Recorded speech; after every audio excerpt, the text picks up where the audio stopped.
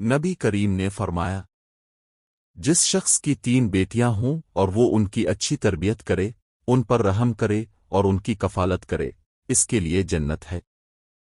رسول اللہ نے فرمایا، جس نے 2 بیٹیوں کی پرورش کی یہاں تک کہ وہ بالغ ہو گئیں، وہ قیامت کے دن میرے ساتھ اس طرح ہوگا، اور اپنی انگلیاں ملا کر دکھائیں۔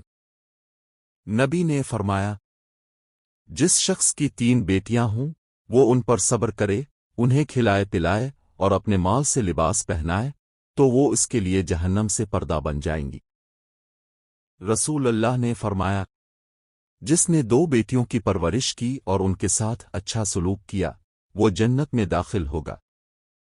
نبی کریم نے فرمایا، جس کے ہاں بیٹی پیدا ہو اور وہ اسے زندہ دفن نہ کرے، نہ اسے ذلیل سمجھے اور نہ بیٹے کو اس پر ترجیح دے، اللہ اسے جنت میں داخل کرے گا۔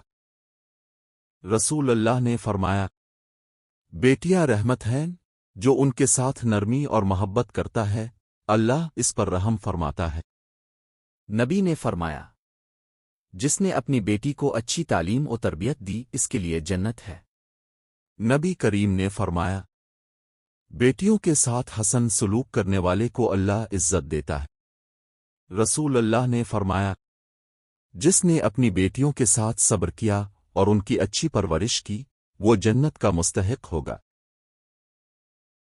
رسول اللہ نے فرمایا، بیٹیوں کی کفالت کرنے والا قیامت کے دن میرے قریب ہوگا۔